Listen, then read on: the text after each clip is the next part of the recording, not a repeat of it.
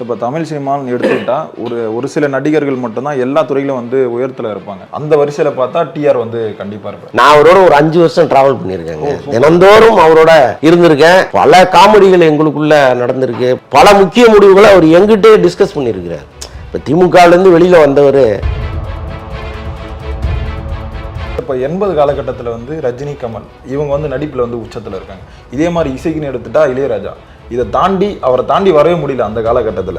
அதாங்க அப்போ இருக்கிற இளைஞர்களுடைய பல்ஸை கரெக்டாக பிடிச்சார் அவர். அவருடைய ஒருதலை ராகம் இருக்குல்ல, ஹீரோயினும் தொட்டுக்கவே மாட்டாங்க, அவங்களுக்குள்ள டூயிட்டே கிடையாது. ஸோ அப்படி ஒரு கதையை யோசிச்சார்ல அன்னைய காலகட்டத்துக்கு, அதெல்லாம் மிகப்பெரிய சவால். யாருமே யோசிச்சிருக்க மாட்டாங்க. இளையராஜா சம்பளத்தை ஏற்றுவதற்கு டிஆரும் ஒரு காரணமாக இருந்திருக்கிறார். இளையராஜா திடீர்னு ஒரு சம்பளம் வாங்கிட்டு ஒரு டக்குன்னு ஏற்றுனாரான். அப்போ போய் கேட்டிருக்காங்க, ஐயா என்னங்க ஐயா இவ்வளோ சம்பளத்தை ஏற்றிட்டீங்கன்னு. யோ இசைன்னா என்னன்னே தெரியாமல் ஒருத்தன் வந்து பாட்டை போட்டு அவன் அவ்வளோ சம்பளம் வாங்குறான், நான் இவ்வளோ இசை எனக்கு கை வந்த கலையாக இருக்குது, எனக்கு இவ்வளோ கொடுத்தீங்கன்னா என்ன அர்த்தம்? அது அதனால தான் சம்பளத்தை ஏற்றுனாரான் இளையராஜா. இப்போ அவர் தாடிக்கான காரணம் என்ன சார்? அதான் காதல் தோல்வின்னா உடனே தாடி வச்சுக்கணும். இது அதுதான் தெரியல எனக்கு. என்ன காதல் தோல்வின்னா தாடி வச்சுக்கணும் அப்படின்னா அன்னைக்கு இருக்கிற எல்லா இளைஞர்களுமே ஆல்மோஸ்ட் அன்னைக்கு ஒருதலை ராகம் தான் பல பேருக்கு. இவருக்கும் ஒரு காதல் வந்து அந்த காதல் கை கூடாமல் போன பிறகுதான் அவர் தாடி வைக்கிறார். ஸோ அந்த தாடியை இன்றளவும் அவர் மெயின்டைன் பண்ணியிருக்கேன். அதே மாதிரி எம்ஜிஆர் இருக்கும்போது எம்ஜிஆருக்கு எதிராக வந்து மேடைக்கு பேசினவர். அதாங்க அப்போ உறவை காத்த கிளின்னு ஒரு படம் ஒன்று வருது. அந்த படத்தினுடைய டைரக்டர் இவர். அந்த படத்தினுடைய தயாரிப்பாளர் வந்து அதிமுக எம்எல்ஏ. அப்போ அவர் போய் எம்ஜிஆர்கிட்ட சொல்லிடுறாரு, இந்த மாதிரி ரொம்ப டார்ச்சர் பண்ணுறான் அப்படின்னு. அப்போ எம்ஜிஆர் ஒரு தோட்டத்தில் கூப்பிட்டு அவருடைய ஸ்டைலில் கண்டிச்சதா ஒரு தகவல் இருக்கு. எம்ஜிஆர் ஸ்டைல்னு சொல்லி சொன்னீங்கல்ல சார், எம்ஜிஆர் ஸ்டைல்னா என்ன சார்? டிஆரை வந்து அவர் வந்து அடிச்சாருன்னு சொல்றாங்க.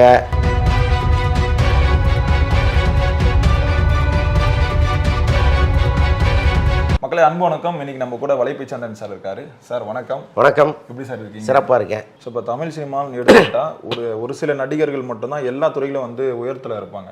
அந்த வரிசையில் பார்த்தா டிஆர் வந்து கண்டிப்பாக இருப்பார். நீங்கள் டிஆர் சாரை பார்த்து உயர்ந்த அந்த தருணங்கள் பற்றி சொல்லுங்கள் சார். நான் அவரோட ஒரு 5 வருஷம் ட்ராவல் பண்ணியிருக்கேங்க. தினந்தோறும் அவரோட இருந்திருக்கேன். பல காமெடிகள் எங்களுக்குள்ள நடந்திருக்கு. பல நேரங்களில் ரொம்ப ஒரு கோபமாக இருந்து நான் பார்த்துருக்கேன். பல முக்கிய முடிவுகளை அவர் எங்கிட்டே டிஸ்கஸ் பண்ணியிருக்கிறார். இப்போ திமுகவிலேருந்து வெளியில் வந்தவர் மீண்டும் திமுகவில் சேரணும்னு ஒரு முடிவு எடுத்தப்போ என்னை கூப்பிட்டு பேசிகிட்டு இருந்தார் ஒரு அரை மணி நேரம். சார் நான் இப்போ என்னை கூப்பிட்றாங்க, நான் போகலாமா, உங்கள் கருத்து என்ன அப்படின்ட்டு நான் சொன்ன கருத்தையும் ஒரு அரை மணி நேரம் காது கொடுத்து கேட்டார் அவர். நான் சில விஷயங்கள்லாம் சொன்னேன், அதை வந்து அவர் அப்ளை பண்ணார் சேரும்பொழுது. ஸோ அதெல்லாம் நடந்துச்சு. ஸோ அந்தளவுக்கு நமக்கு ஒரு வெயிட் அவர் கொடுத்து வச்சுருந்தார். ரொம்ப அது அவர் ஒரு பிரமிப்பான மனிதர், அதில் ஒன்றும் சந்தேகம் இல்லை. இன்னொன்று சுவாரஸ்யங்களுக்கு பஞ்சமில்லாத ஒருத்தர் அவர். அதுக்கு மேலே பேசணும்னா நிறையா நாள் கணக்கில் பேசலாம். அவளை பற்றி ஒரு இன்டர்வியூவில் இவ்வளோ தான் பேச முடியும். சார் இப்போ 80 காலகட்டத்தில் வந்து ரஜினி, கமல் இவங்க வந்து நடிப்பில் வந்து உச்சத்தில் இருக்காங்க. இதே மாதிரி இசைக்குன்னு எடுத்துட்டா இளையராஜா. இதை தாண்டி அவரை தாண்டி வரவே முடியல அந்த காலகட்டத்தில்.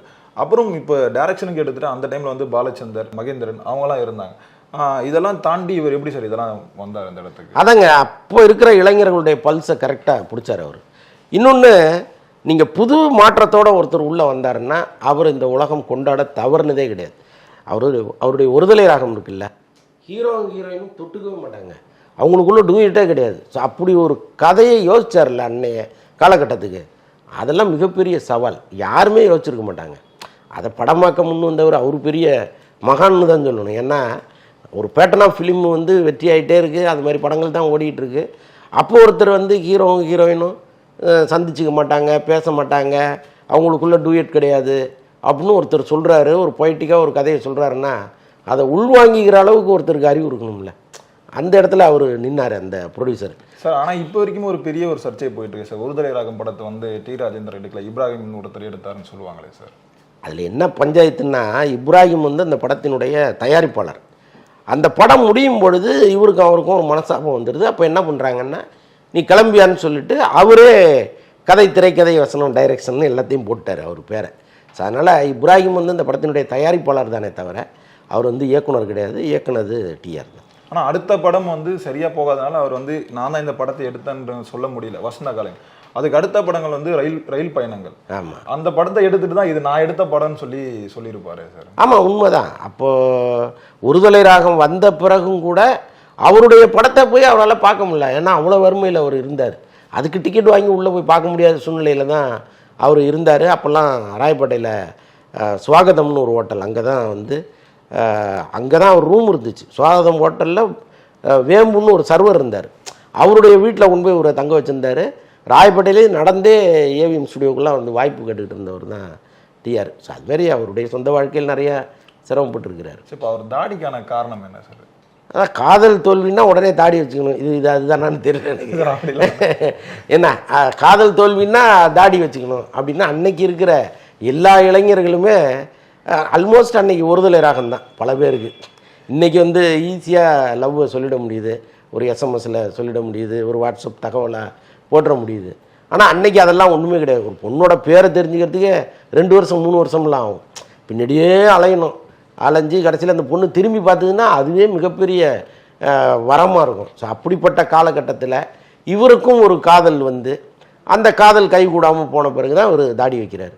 ஸோ அந்த தாடியை இன்றளவும் அவர் மெயின்டைன் பண்ணியிருக்காரு. இப்போ இவரால் தான் சார் நிறைய பேர் வந்து தாடி வச்சுட்டு இருக்காங்க. அதே மாதிரி உயிரில் வரை உஷா, அந்த படத்தில் வந்து உஷான்றவங்கள தான் முன்னாடி காதலிச்சார். இதன் காரணமாக தான் அவங்க மனைவி பேரும் உஷான்ற பார்த்து கல்யாணம் பண்ணான்னு சொல்லுவாங்களே சார்? ஆமாம், அவர் அந்த காலகட்டத்தில் தான் அவங்களுக்கு லவ் வருது. ஸோ அதனால் உயிருள்ள வரை உஷா அப்படின்னு வச்சு போனார். வரிசையாக படங்கள் ஹிட்டுன்னு.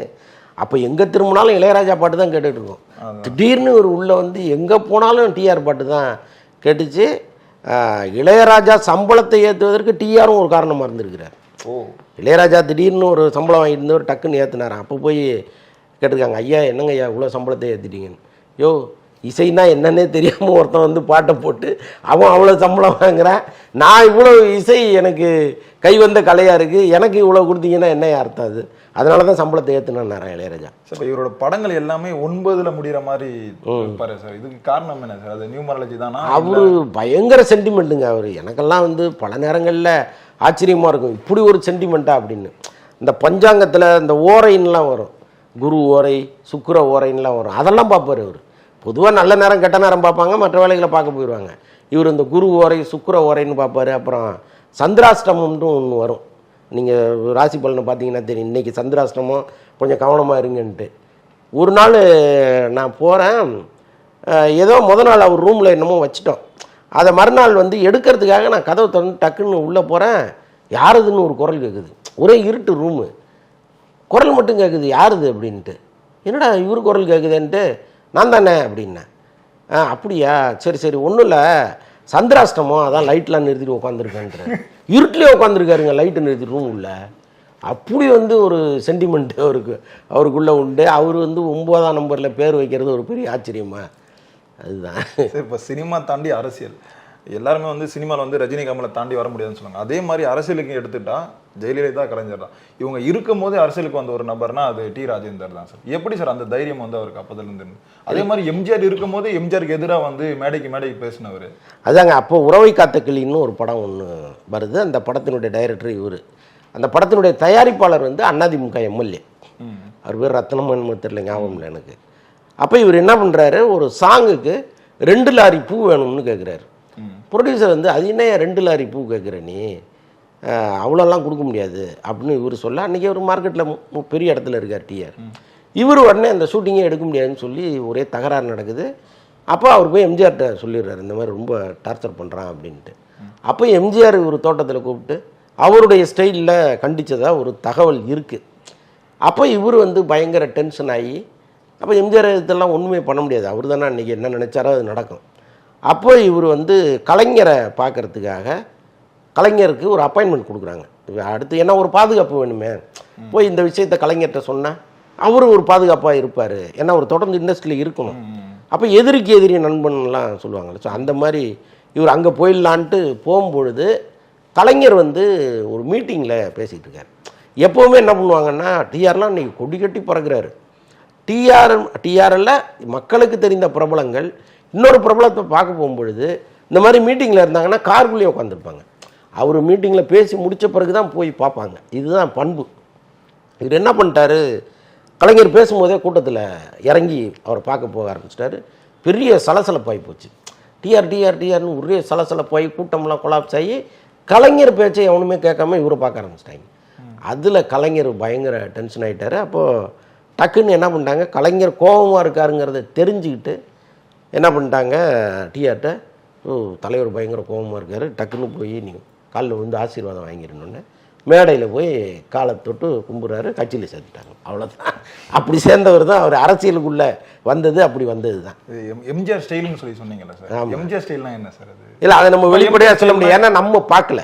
ஓகே, அங்கே என்ன நடந்ததுங்கிறது நமக்கு தெரியாது, வெளியில் சொல்லப்படுகிற தகவல் தான் அது. அதனால் டிஆரை வந்து அவர் வந்து அடித்தாருன்னு சொல்கிறாங்க, அப்படியெல்லாம் இல்லை, கூப்பிட்டு கண்டித்து அனுப்பிச்சிட்டாருன்னு சொல்கிறாங்க. நமக்கு எதுவுமே தெரியாது, இல்லை பார்க்காம ஒரு தகவலை நம்ம சொல்ல முடியாது. இல்லை, இப்போ நீங்கள் எம்ஜிஆர் ஸ்டைல்னு சொன்னாங்க, நீ சாப்பாடு போட்டிருப்பாரு தான் சார் நான் நினைக்கிறேன். பட் அன்னைக்கு சொல்லப்பட்ட தகவல் அது. சரி, இப்போ அதே மாதிரி கலைஞர் கூட வந்து ட்ராவல் பண்ணுறாரு, ஆனால் திரும்ப கலைஞர்கிட்ட வந்து பிரிஞ்சு வர்றாரு, ஒரு கட்சி ஆரம்பிக்கிறாரு, திரும்பவும் கலைஞர் கூடயே வந்து சேர்றாரு. எப்படி சார் இந்த மாற்றங்கள்லாம் நிகழ்ச்சி? இல்லை, அவரை பொறுத்த அளவுக்குங்க அவர் வந்து ஸ்ட்ரைட் ஃபார்வர்டு. எங்கே போனாலும் நாம் அப்படியே இருக்கணும், கரைப்படாமல் இருக்கணும்னு நினைப்பார். இப்போ கட்சி மீட்டிங் போனால் யாராவது ஒருத்தர், இப்போ நிஜமாக அப்படி ஒரு சம்பவம் நடந்துச்சு.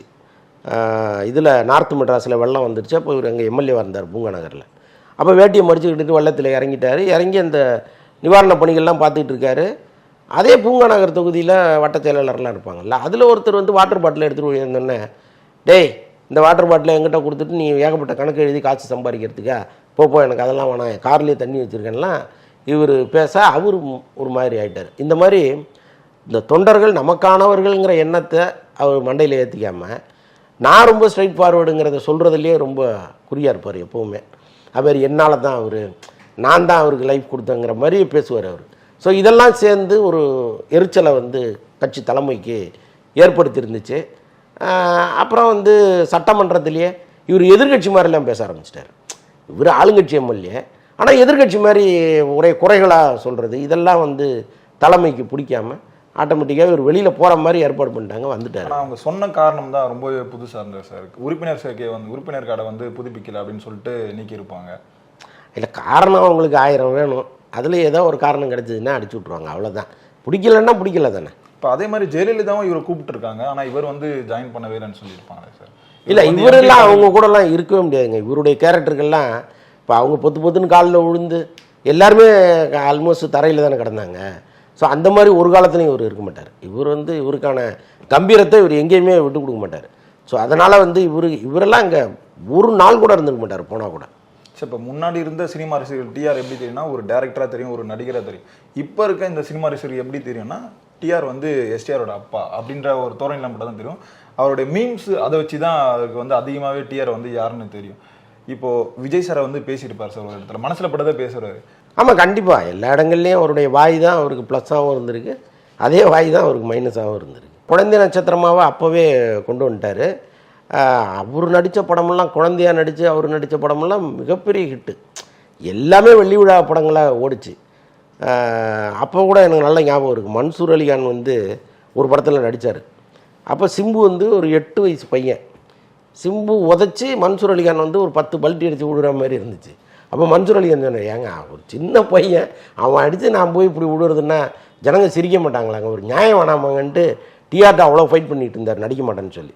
ஸோ எப்படி எதுக்கு சொல்ல வரேன்னா, பையன் அப்படியே லிட்டில் சூப்பர் ஸ்டார்னு சொல்லி உருவாக்கி கொண்டு வந்தார் அவர் மனசில் வந்து டிஆர் சிம்பு மனசில் நீ தான் எதிர்காலத்தில் தமிழ் சினிமாவினுடைய நம்பிக்கை நட்சத்திரங்கிறத அப்படி சொல்லி உருவாக்கிட்டே இருந்தார் அவர்.